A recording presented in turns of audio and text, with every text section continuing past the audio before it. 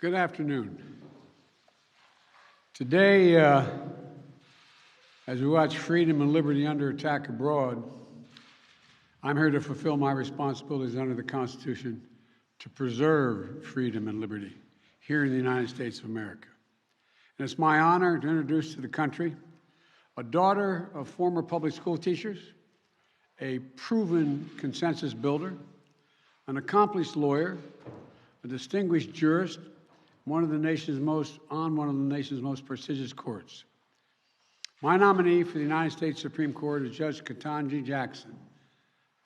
You know, 4 weeks ago when a member of the court, a friend of mine, we used to work together in the Senate, Justice Stephen Breyer, announced his retirement, I said then, choosing someone to serve on the United States Supreme Court is one of the most serious constitutional responsibility a president has, and I mean it.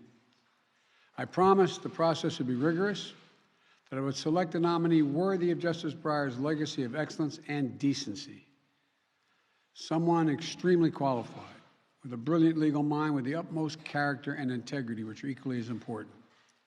And though I would bring this decision,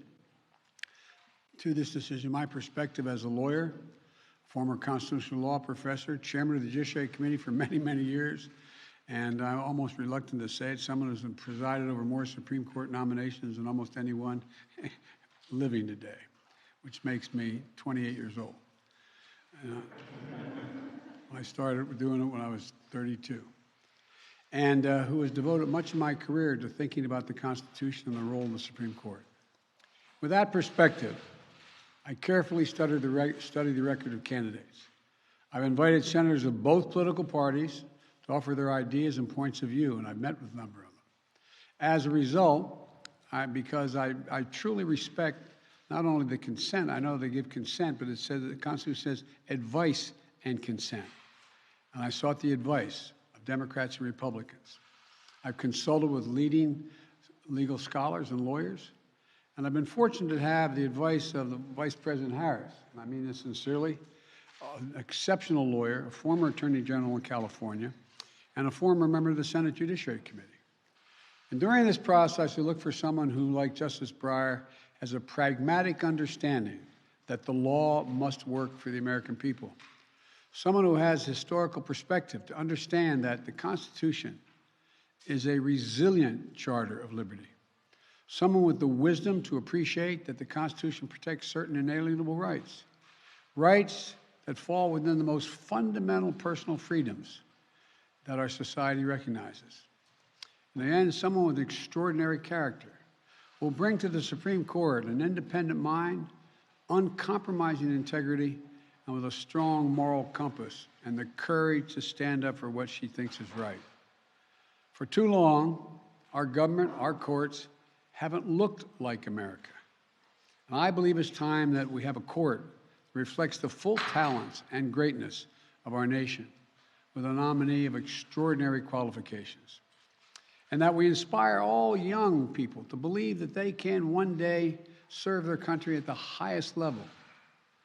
I've admired these traits of pragmatism, historical perspective, wisdom, character in the jurists nominated by Republican presidents as well as Democratic presidents.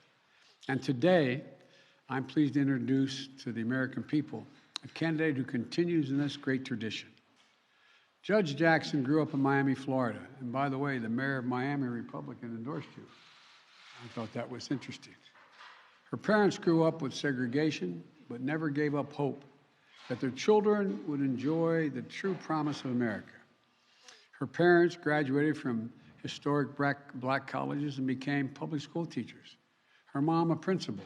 Her dad, a teacher who later went back to school and became a lawyer representing that very school district, that school board. Judge Jackson describes finding her love for the law from an apartment complex at the University of Miami where her dad was attending law school. She'd draw in her coloring book at the dining room table next to her dad's law books. She grew up to be a star student, elected mayor of her junior high school, and president of her high school class, where she was a standout. She was a standout in the speech and debate team. And it was after a debate tournament that took place at Harvard when she was in high school that she believed she could one day be a student there. There were those who told her she shouldn't set her sights too high, but she refused to accept limits others set for her. She did go on to Harvard undergraduate school, where she graduated magna cum laude.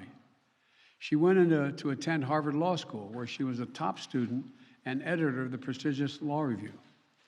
Then she applied for a highly competitive and coveted clerkship on the United States Supreme Court, and she was selected.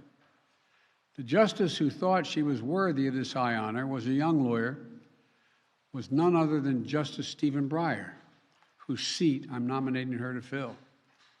Not only did she learn about being a judge from Justice Breyer himself, she saw the great rigor through which Justice Breyer approached his work. She learned from his willingness to work with colleagues with different viewpoints, critical qualities, in my view, for any Supreme Court justice. Now, years later, she steps up to fill Justice Breyer's place in the court with a uniquely accomplished and wide-ranging background. She served both in public service as a federal public defender, and in private law practice as an accomplished lawyer and with a prestigious law firm.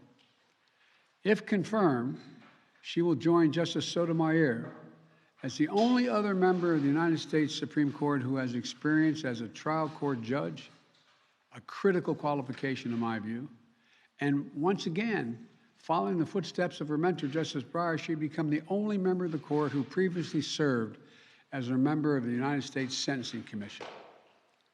And she brings additional perspective to the court as well. She comes from a family of law enforcement, with her brother and uncles having served as police officers. That's one reason I expect by the Fraternal Order of Police, the national organization today, said, and I quote, "There's little doubt she has the temperament, the intellect, and the legal experience and family background have earned disappointment." And they went on to say, they're confident she will, quote, "approach her future cases with an open mind and treat issues related to law enforcement fairly and justly."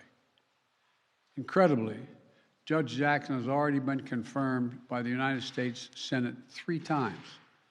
First, to serve on the U.S. Sentencing Commission, a bipartisan independent commission I helped design to reduce the unwarranted disparities in sentencing and promote transparency and fairness in the criminal justice system.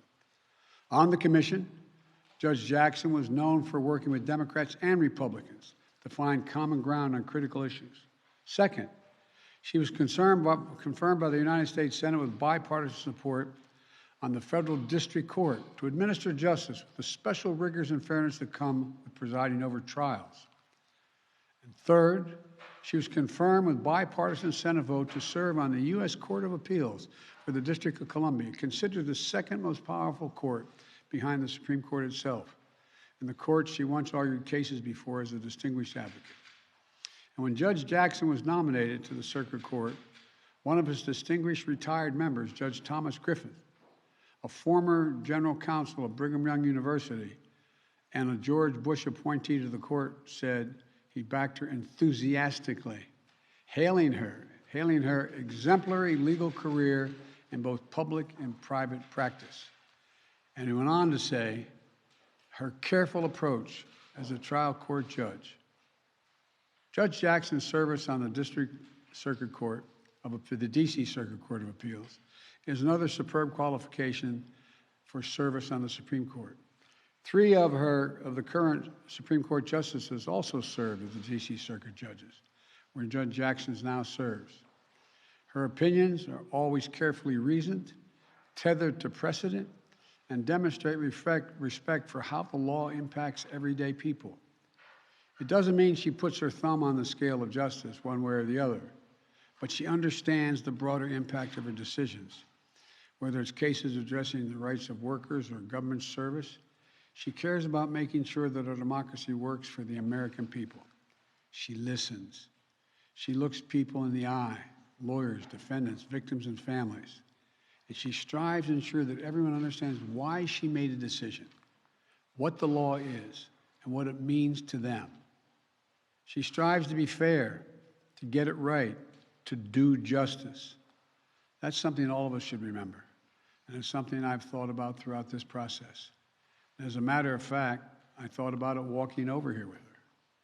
One floor below, we have several displays celebrating Black History Month. One of them includes the judicial oath of office taken and signed by Justice Thurgood Marshall himself, an oath that will be once again administered to a distinguished American who will help write the next chapter in the history of the journey of America, a journey that Judge Jackson will take with her family. I hope I don't embarrass him, but her husband, Patrick, a surgeon, Dr. Patrick, stand up, let him see who you are. There you go. They met when they were undergraduate students at Harvard, and he's a distinguished cancer surgeon at Georgetown. And like so many women in this country, Judge Jackson is a working mom. She had her eldest child, Talia, when she was a private lawyer in practice. She had her second child, Layla, when she served as on the U.S. Sentencing Commission. Stand up, Layla. I asked Layla when I showed her through the office whether she'd like to be president. She looked, no. There's other things. Anyway, Layla, you're welcome to be here. Thank you so much. And welcome your sister who's up in school in Rhode Island now. I have children and grandchildren, and let me tell you, Judge, you're always a mom. That's not going to change no matter what you're doing. Whether you're on the Supreme Court or not. And I've always had a deep respect for the Supreme Court and judiciary as a co-equal branch of the government. I mean it. The court is equally as important as the presidency or the Congress. It's co-equal.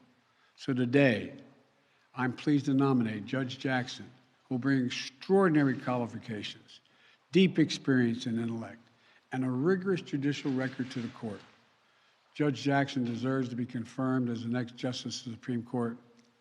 I've met with the chairman and ranking members of the Senate Judiciary Committee, Senator Dick Durbin, Senator Chuck Grassley, and my hope is that they will move promptly, and I know they'll move fairly.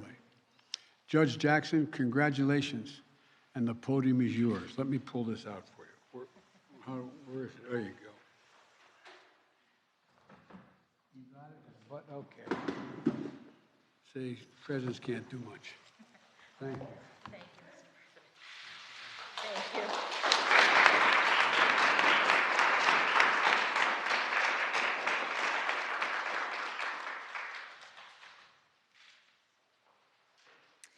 Thank you very much, Mr. President. I am truly humbled by the extraordinary honor of this nomination, and I am especially grateful for the care that you have taken in discharging your constitutional duty in service of our democracy with all that is going on in the world today. I also offer my sincerest thanks to you as well, Madam Vice President, for your invaluable role in this nomination process. I must begin these very brief remarks by thanking God for delivering me to this point in my professional journey. My life has been blessed beyond measure, and I do know that one can only come this far by faith. Among my many blessings, and indeed the very first, is the fact that I was born in this great country. The United States of America is the greatest beacon of hope and democracy the world has ever known. I was also blessed from my early days to have had a supportive and loving family. My mother and father, who have been married for 54 years, are at their home in Florida right now, and I know that they could not be more proud. It was my father who started me on this path when I was a child, as the president mentioned. My father made the fateful decision to transition from his job as a public high school history teacher and go to law school. Some of my earliest memories are of him sitting at the kitchen table, reading his law books. I watched him study, and he became my first professional role model. My mother, who was also a public high school teacher, provided invaluable support in those early days, working full-time to enable my father's career transition while also guiding and inspiring 4-year-old me. My only sibling, my brother Ketanji, came along half a decade later, and I'm so proud of all that he's accomplished. After graduating from Howard University, he became a police officer and a detective on some of the toughest streets in the inner city of Baltimore. After that, he enlisted in the Army, serving 2 tours of duty in the Middle East. I believe that he was following the example set by my uncles who are in law enforcement. You may have read that I have one uncle who got caught up in the drug trade and received a life sentence. That is true. But law enforcement also runs in my family. In addition to my brother, I had 2 uncles who served decades as police officers, one of whom became the police chief in my hometown of Miami, Florida. I am standing here today by the grace of God as testament to the love and support that I've received from my family. I have also been blessed with many dear friends, colleagues, mentors, law clerks. I could not possibly name all of the people to whom I owe great thanks. But I must mention specifically the 3 brilliant jurists for whom I had the privilege of serving as a law clerk at the outset of my legal career. U.S. District Judge Patty Saris in Massachusetts, U.S. Court of Appeals Judge Bruce Selya in Rhode Island, and last but certainly not least, Associate Justice Stephen Breyer of the Supreme Court of the United States. Justice Breyer, in particular, not only gave me the greatest job that any young lawyer could ever hope to have, but he also exemplified every day in every way that a Supreme Court justice can perform at the highest level of skill and integrity while also being guided by civility, grace, pragmatism, and generosity of spirit. Justice Breyer, the members of the Senate will decide if I fill your seat, but please know that I could never fill your shoes.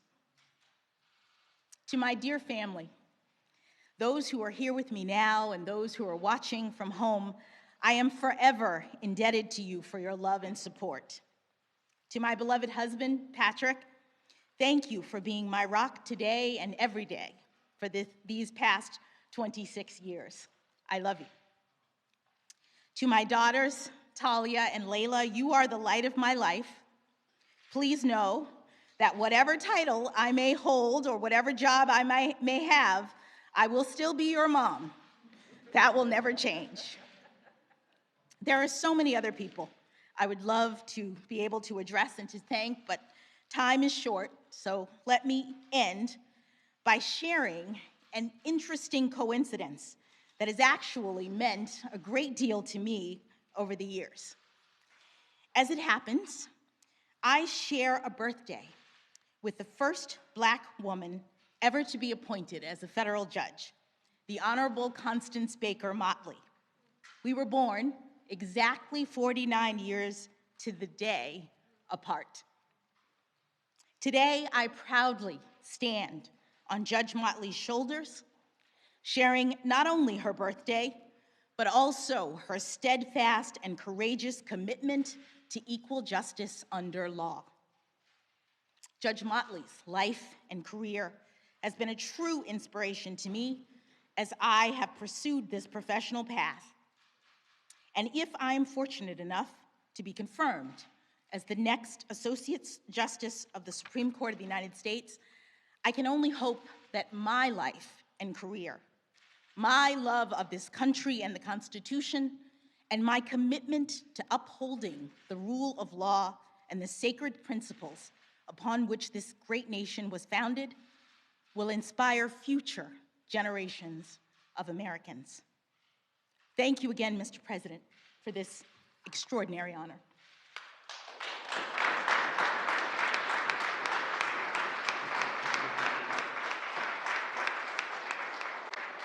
I forgot to introduce the First Lady, Dr. Jill Biden, and the second gentleman. That seems strange to say that, but the second one, Doug Emhoff. They're both here as well, so thank you. Thank you all.